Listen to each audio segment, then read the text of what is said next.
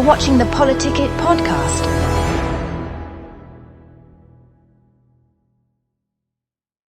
All right, hi, welcome to another episode of Politicit Dixie. I'm Alexis Ence, and I am here with Washington County Commissioner Victor Iverson today.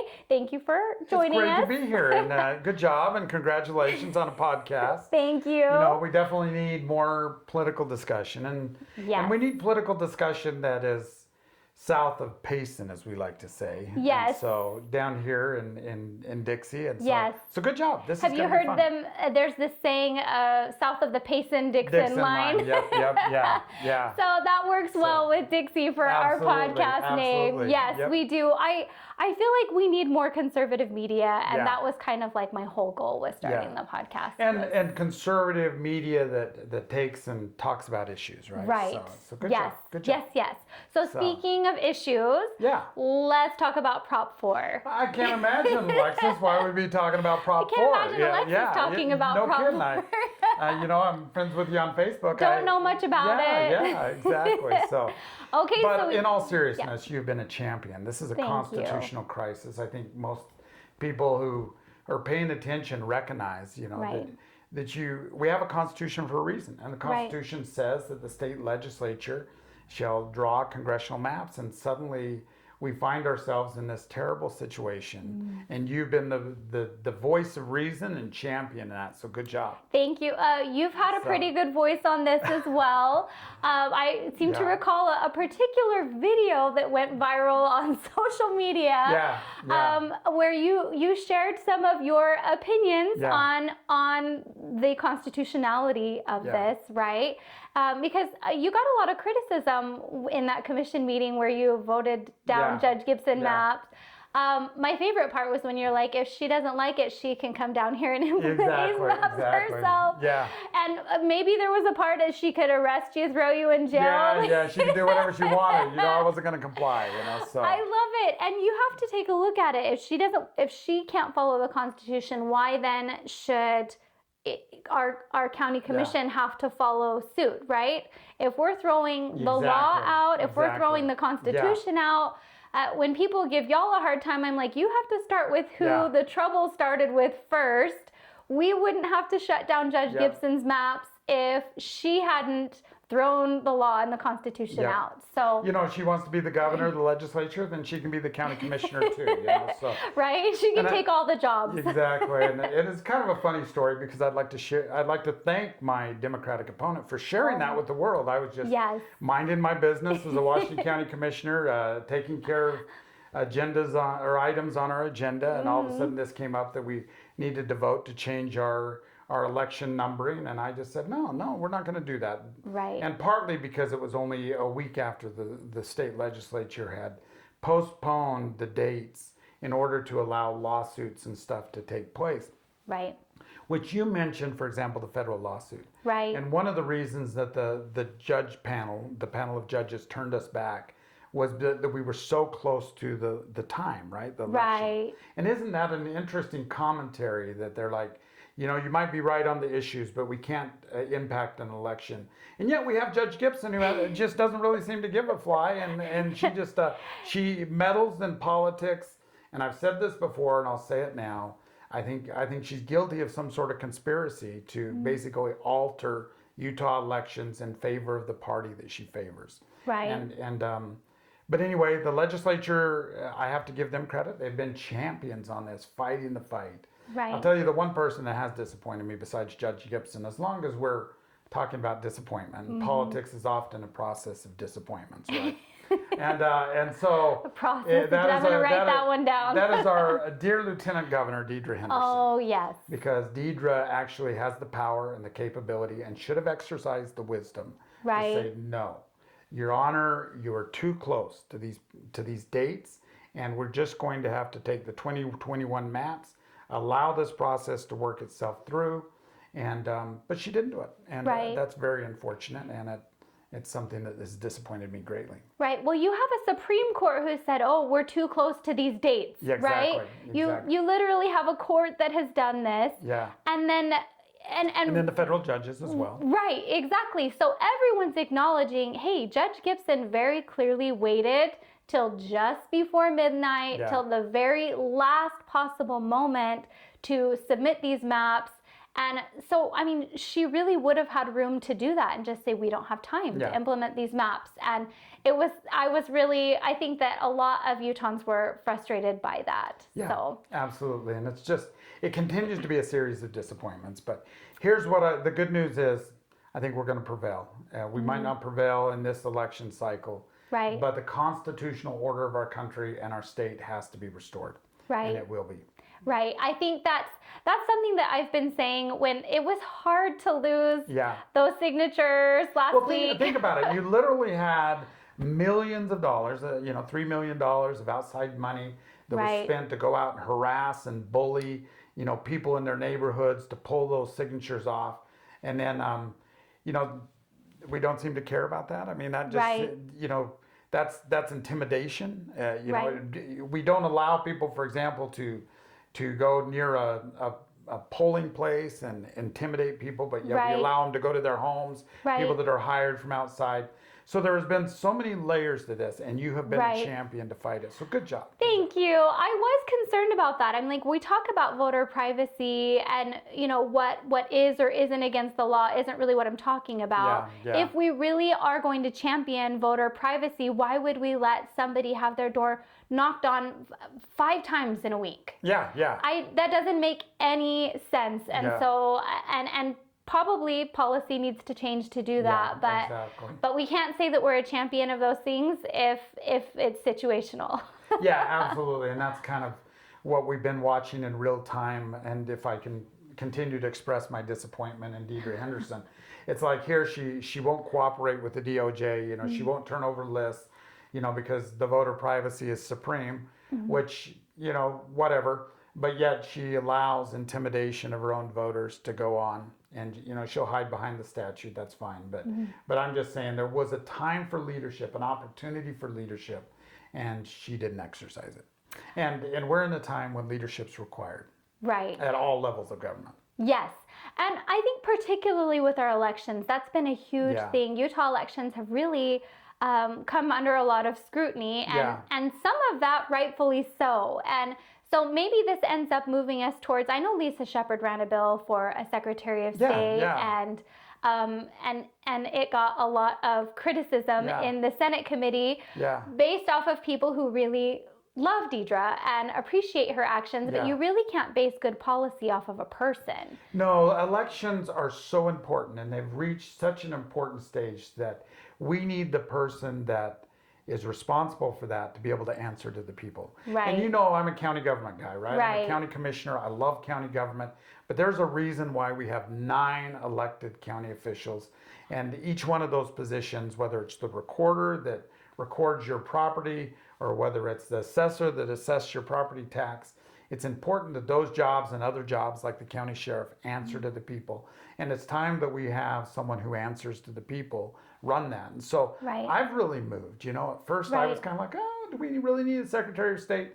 But after watching Deidre in this exercise, I'm 100% convinced now more than ever is that we need to move towards at least considering that and opening that up. Right. And because really the lieutenant governor position is selected by the governor.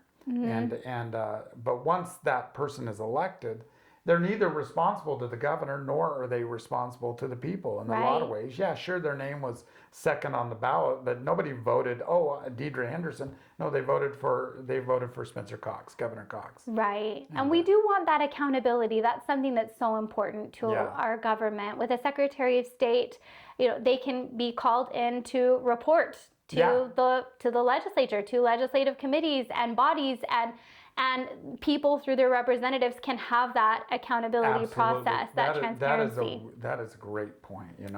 Like you don't call the governor in to a legislative hearing. Right. He's the executive. There's that separation of powers. Right. And so but you can call in your other elected state officials, like your treasurer and auditor, and you can have this discussion, and you kind of work together on certain issues. And so, anyway, maybe we're breaking news. Maybe this is the beginning of a campaign right here for Secretary of State. Secretary of State, Dixie says we want a Secretary of State for Utah. Well, you and I were at a meeting not too long ago where someone who was considering running for governor brought this up, and it made me think again. I hadn't really been thinking about it as much, but maybe it's time. Maybe it's time. Exactly. All right, we're going to go to a quick break, and then we will be right back with Politicit Dixie. Tired of media bias? Frustrated by political noise?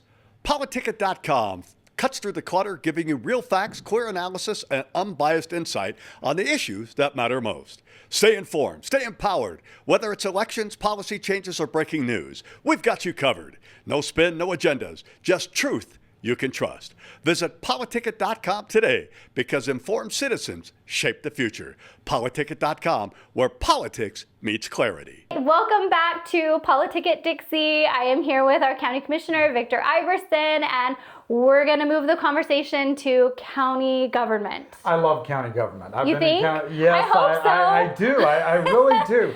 After almost 12 years, I hope you like it a little bit. I absolutely do. And I'm a county guy. I tell people that. Actually, I worked for Senator Mike Lee for 3 years, traveled the state, worked with counties all over, dealing with federal land issues and just interacting with county commissioners and seeing that you could really make a difference in county government.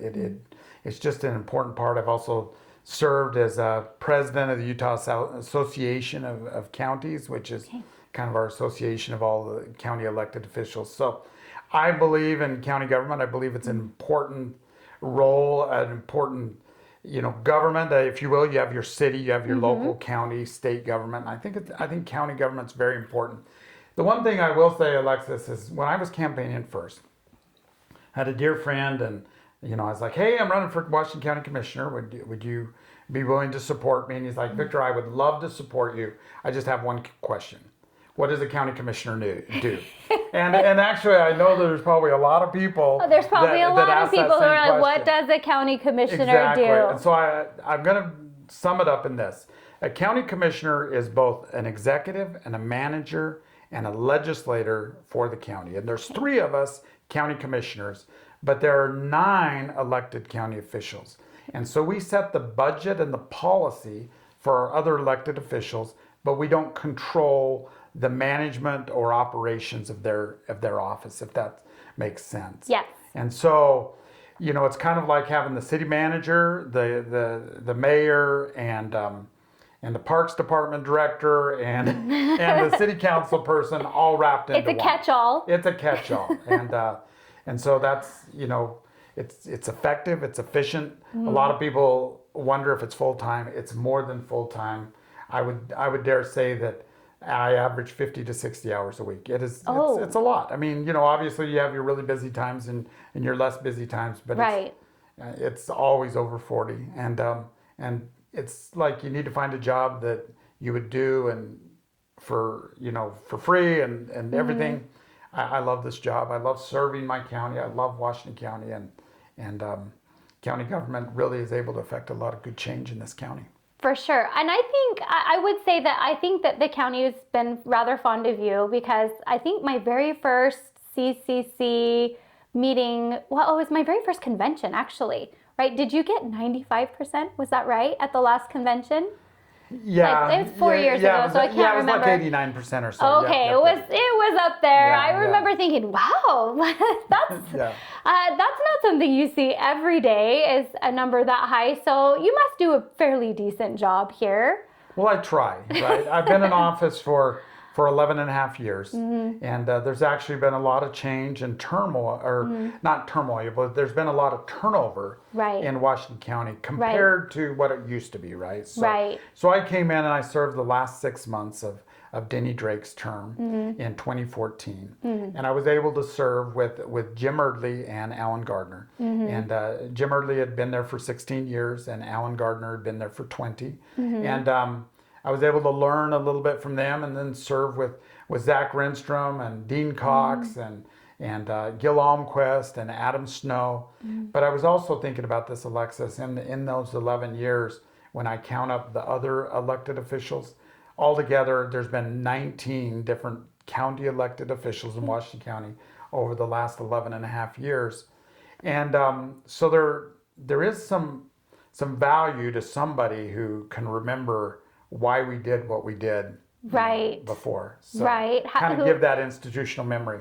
And you do need that a little bit especially in politics, because people have such a quick memory in politics. So sometimes it is beneficial to have the memory of people who've been there and say, well, this is why we took this approach. This is why we didn't do this, right? It is helpful. And it's great to have a job that you're accountable to all of your friends and citizens and everybody like that. And I really would like in this election, because I'm in an election right now, is that people judge me by my record, right? Judge me on the fact that we have the lowest tax rate. Judge me on the fact that we've paid off bonds that have lowered taxes, that we've lowered the assessing and collecting portion of your taxes, saving millions of dollars for our taxpayers. At the same time, we've been able to do important building projects like our administrative building, our expansion of the jail, and other things without having to go into debt. In fact, we're completely paid off on all of our general obligation bonds, which is unheard of in a lot of ways. But that means you lower your taxes. And I'd like to also say that, we've stood for freedom. This has been a transformative time. People, because of PTSD, have forgotten how bad 2020 was. Oh, I would forget. Our county really weathered 2020 so well. I would forget we were in the middle of COVID until I traveled somewhere else and people are standing on their little X in the grocery store with their mask on and they're however many feet apart. That it was wild, because I would be so grateful when I would come home, because I really felt like out of all of the counties in the state, our county handled it the best. And I think everyone here would recognize that. And what we tried to do is just give people good information. And let them make their decisions. Because one thing that I realized early on is I really had no fear of COVID, but I realized that other people did. And so I didn't want to dismiss their fear. But I also didn't want to suspend constitutional freedoms just for a health crisis. And so I think we did a good job at that. Yeah, I thought the county did a really good job at erring on the side of our freedoms first. Yeah, exactly. And acknowledging that, yes, maybe people feel different about the situation and we're going to allow people to do things their own way. Exactly. Yeah, I appreciated that, especially like getting our kids back in schools. I think, were we the first? It seems like we were. I think we were. And I mean, the school district did a good job. But I think sometimes the county commission, we were able to give them courage, right? When they see that we were standing strong, and there was a tremendous amount of pressure.